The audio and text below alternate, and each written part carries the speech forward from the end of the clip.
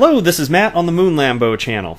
Well, TheStreet.com apparently is now grading cryptocurrencies, and check this out. They've got a brand new piece about Ripple and XRP, and they grade XRP with an A. Check out that report card. So I'm going to cover the specifics on that.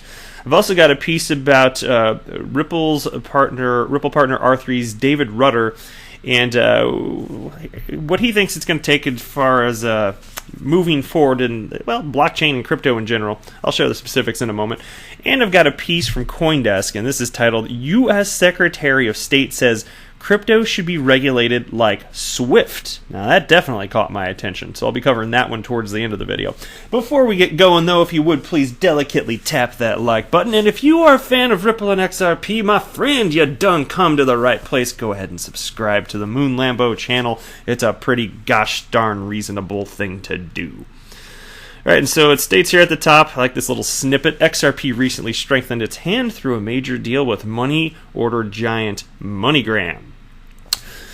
The cryptocurrency Ripple, and they mean XRP, I'm going to forgive this. The crypto is so new to people that it's clear to me that this is not some sort of dig like, kind of the Bitcoin maxis. They intentionally go out of their way to use Ripple when they know better and they should utilize XRP. TheStreet.com here, whoever wrote this, legitimately doesn't know better. So anyway, trading symbol XRP has seen its fundamental crypto asset score, FCAS, climb 2.8% over the past 3 weeks, driven by a 5.6% spike in our developer behavior criterion. Our user activity measure also jumped 0.1%, but Ripple's market maturity measure fell 1.6%, and its price tumbled 15% over the same time period. And I don't want to read too much of this particular piece because a lot of this is really basic, because I think a lot of the people that are following TheStreet.com might not exactly be heavy into crypto, let's say. And so they kind of go through some of the specifics here about the blend of technology of XCurrent and XRapid, how that can be utilized for payments and settlements and what it's doing.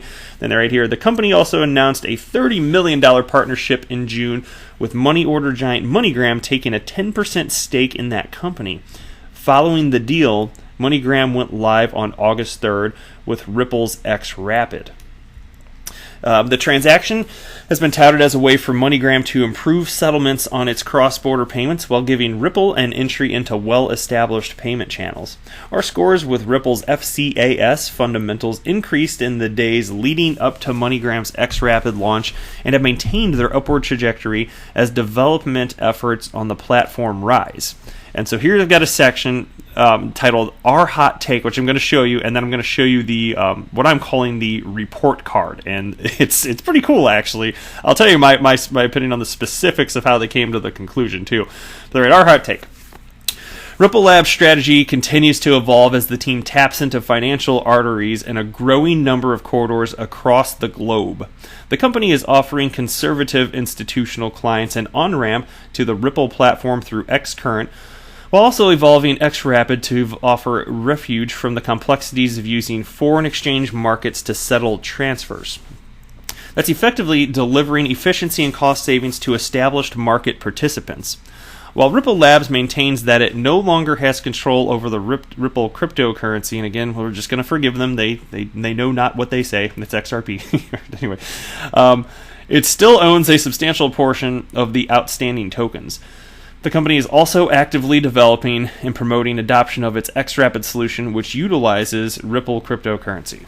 As such, it's likely that the Ripple Labs team will continue striving to onboard institutional clients wary of crypto volatility to XCurrent, with a long-term vision of moving these customers to XRapid over time. And when they wrote that sentence, it made me realize that although they have scored this, they don't realize that the volatility is not an issue, because banks and financial institutions and remittance companies don't even have to hold XRP. They just tap into pools of liquidity. That's the coolest thing about this. XRP is quite literally on-tap liquidity.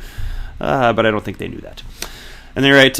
So keep long-term vision customers to XRapid over time. Okay, so keep an eye out for more high-profile partnerships to emerge from Ripple Labs during the balance of this year. Yeah, well, we'll see about that. Look, the partnerships no doubt are happening, but it seems to me that a lot of these customers that are onboarding don't want their competitors to know. And so I'm not sure how much word we will see in 2019 of XRapid customers. Hopefully we'll see some. I certainly do hope so, but it seems like most Ripple's customers, they want to keep everything hush-hush. Anyway, here's our overall rating for Ripple. And so, there it's symbol XRP. That's just what it is. That's all right. Okay, and then they write grade A. I do like that. Grade A. That's good. So they're kind of onto something here. And so there are different metrics they got here. So they've got developer behavior, okay? And they write all figures out as of August 20th, so just the other day.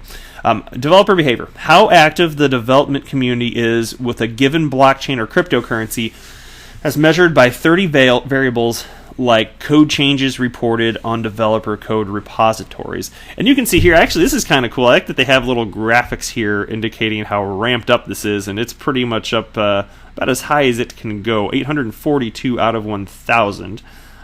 So, yeah, and that's clear. I mean, I think that we are aware of that, right? Is there anybody listening here that didn't understand that there is a tremendous developer community out there? There absolutely is.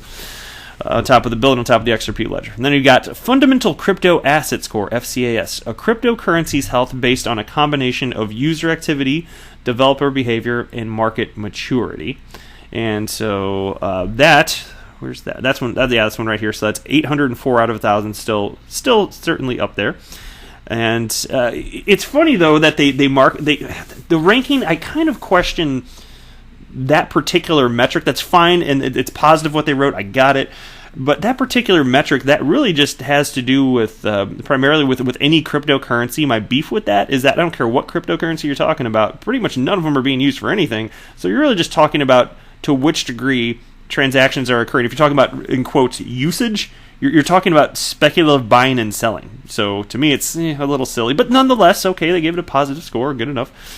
All right, and then they write market maturity.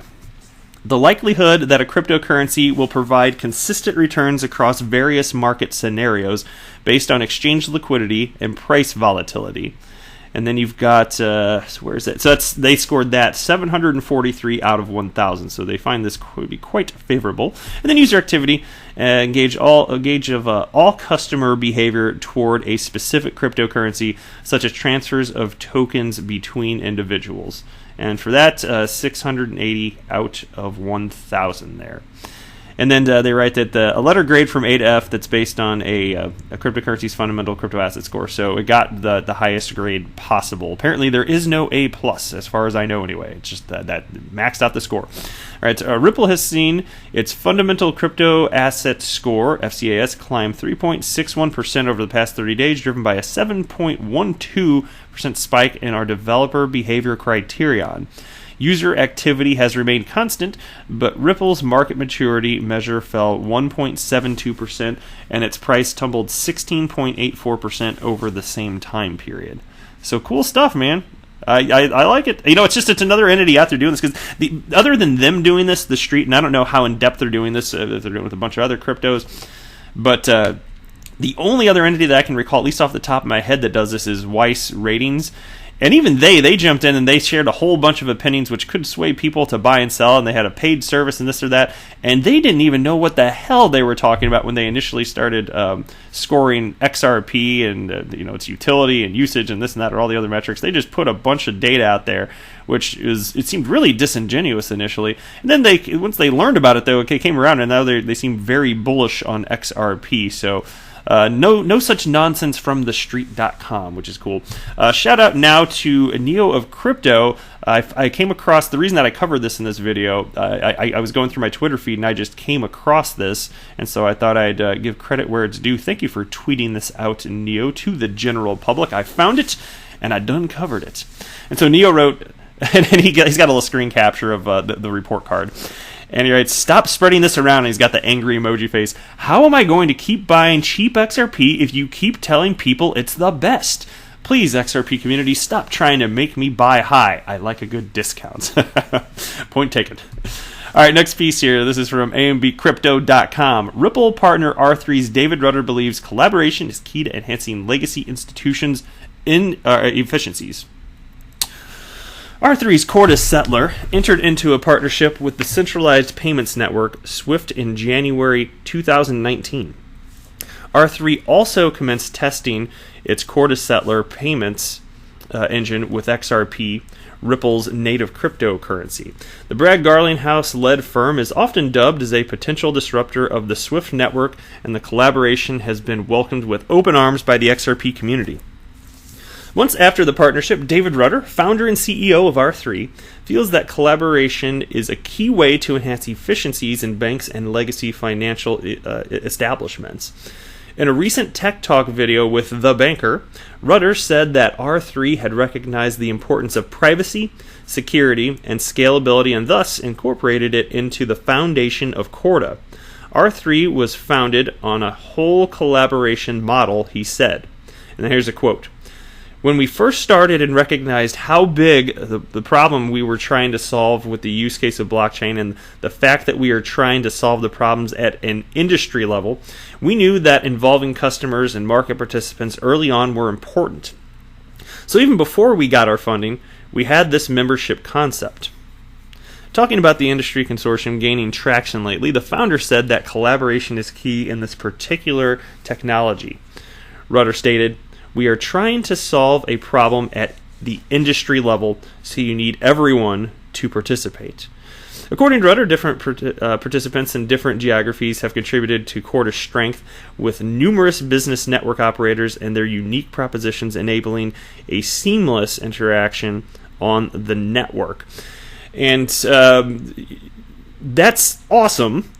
I hope that they continue to find success. That's why I'm happy to report on stories regarding R3 anytime they pop up, because they've got their Corda-Settler, which is the smart contracts platform without a native digital asset, and then they've got their separate software, the Corda-Settler, which can utilize XRP for settlement. And it does settle directly to XRP, but I still think as time passes, people will be more willing to settle into XRP just given the speed, and you can have technology a layer on top of that, on top of the Corda-Settler that would convert that, or in conjunction with Corda-Settler, maybe that's a better way to word it, but that would take that XRP and immediately convert it to United States dollars or whatever fiat currency that you want. You should be able to swap it out, because again, not everybody is going to want to settle to a highly volatile cryptocurrency asset. But if you look decades down the road, maybe people won't care as much, because and once the frenzy goes away, cryptocurrency, it's probably going to be a lot more boring. Once the world figures out exactly what to do with all of this stuff. And there just won't be nearly as volatile, and the tremendous opportunities by that point will be gone. So hopefully we'll all be hanging out, sipping pina coladas on the beach by then. All right, next piece here. This is from CoinDesk. U.S. Secretary of State says crypto should be regulated like SWIFT. U.S. Secretary of State Michael Pompeo has said he believes that cryptocurrencies should be regulated in the same way as financial institutions. In an interview with CNBC's Squawk Box on Tuesday, Pompeo was asked how best to regulate Facebook's Libra or Bitcoin, and he responded, "My sense is this.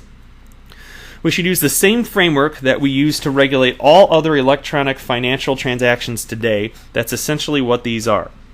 These are monies moving through markets, or in some case, disintermediated transactions." And I got to tell you, that's about the least insightful response that any regulatory individual could have. That's terribly uninsightful. It shows me that you don't understand how unique cryptocurrencies are. The same rules that apply to transactions flowing through SWIFT or flowing through our financial institutions ought to apply to those transactions as well, Pompeo explained. "I concede it will be difficult to do." During the discussion that covered a range of issues from the Hong Kong protests to state-run propaganda farms using Twitter and Facebook, the Trump advisor also addressed the use of pseudonymous cryptocurrencies in the funding of terrorism and money laundering. He argued that if such private transactions became the norm, it would decrease the security for the world if that's the direction we travel. How about those United States dollars getting used for nefarious activities? Huh? How about that? Hey. Being able to track the flows of money around the world has helped keep the entire world secure to fight terrorism and other nefarious activity. We need to preserve a financial system, a global financial system that protects that, Pompeo said. However, he also appeared to agree with the interviewers who joked that all money laundering until now has been conducted with fiat currency. So that part's good, at least. Well, tell me what you think below. Always here is to hear your thoughts. I encourage diversity of opinion. If you think I've got anything wrong, let me know. Or if you think that I got things spot on, I like hearing that too. That's cool. That's it for this video, though. I am not a financial advisor. Do not buy or sell anything because of anything that I say or write. That would be a very, very, very bad idea. Until next time, to the moon, Lambo!